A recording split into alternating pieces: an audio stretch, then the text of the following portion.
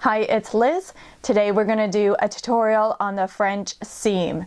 You can use this in inside garments if there's something heavy that's going to be putting weight on it, or you can use it inside bags. All you need is a sewing machine. You do not need a serger. You just have to keep into account the width that you're going to be using to add to the French seam when you're cutting out your pieces of fabric. So I have my piece of fabric. I'm going to be making a bag today. So if you are following a pattern, making sure you are doing the correct measurements for the pattern of how much you need to sew in the width length. And so I'm just going to show you just a little bit of the concept of the French seam before we actually get sewing, because you really do have to trust the process when you first start, because it does feel awkward, because we're actually going to be, first you sew the wrong sides together. So right now I have my pieces of fabric folded with the wrong sides. So this is going to be the inside, this is going to be the outside. We're going to be sewing the wrong sides together. So I'm going to be starting up here and making my way down on both of the sides. Now, depending on if you are following a pattern, once you do that, if they're saying so 1/2 inch or 3/4 of an inch, generally then you would cut it down and trim it down so it's closer to the stitch line.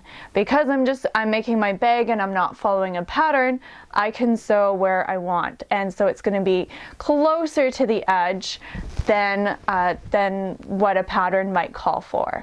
In theory, I have sewn this down as close to possible. I would flip my bag inside out.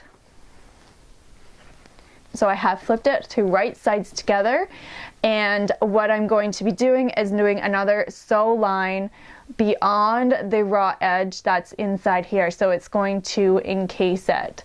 So I want to make sure that's why you would trim it down. So if you have excess fabric on the right sides when you first did your stitch, it's going to show up if you do it too close to where you've last sewn. So I'm going to be sewing another line all the way down, and you want to make sure you give them good presses in between, and then you're going to flip the fabric right sides out again, and you're going to give it a good press. But that's the theory behind the French seam, and making sure that everything is encased and enclosed. But it is something that took me a little bit, because having the printed side out when you first start always throws me off a bit. So I have taken out my safety pins. This is going to be the top of my bag, and I'm going to first pattern side faces out, inside fabric is in, and I'm going to sew just maybe 1/4 of an inch down on each side of my bag, and then we'll come back and give it a good press.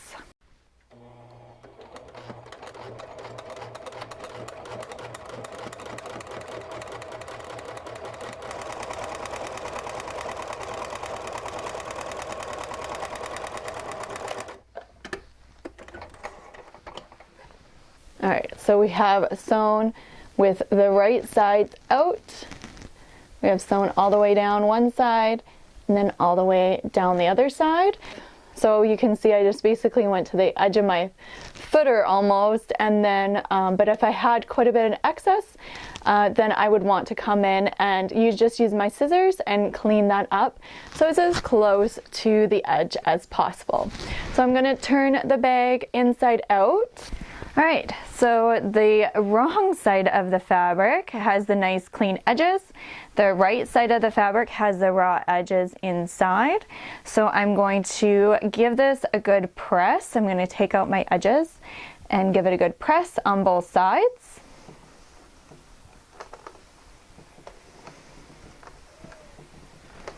Alright, so the edges are now nice and crisp. So what are we going to do? We're going to go past that line that we sewed on the inside. I can feel it with my hands. If you're not sure, you can take a measurement as well. And we're going to sew all the way past that line. I'm going to sew back stitch front and back, and I'm going to do the other side, and then we're going to flip it inside out. But let's first stitch past that line. If you don't first stitch past that line, when you flip it to the other side, you'll be able to see those raw edges just peeking through, and I've done it before. And you learn your lesson and you figure out where it is. If you want to go a little bit further out to be on the safe side, you can do that. But if you are following a specific pattern, making sure that you're taking that into account.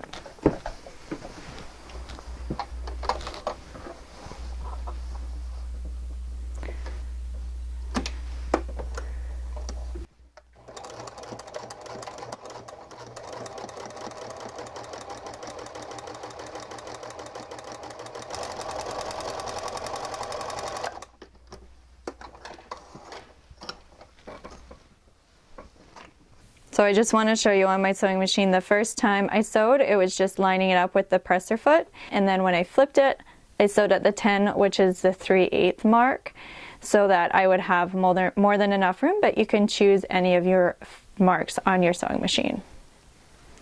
All right, so I have sewn the inside of the fabric line. I'm just going to give it a nice press to make sure it's all nice and straight, and I'll do it on the other side as well. So now that it's all pressed, we're just going to flip it the right sides out. All right, so this is the outside. It just has some threads to clip. You can tell I'm not trying to match up those pieces. This is your edge from the right side of the pattern out, a very nice, crisp, clean line. You do want to make sure that you have enough fabric and enough room for the inside of the bag as well. Just because if you did make this bag, say, really narrow or anything, then it's just something you want to take into account, because you are going to have this excess fabric inside. So I hope that's been helpful for you. Please like and subscribe, and I'll see you later. Bye.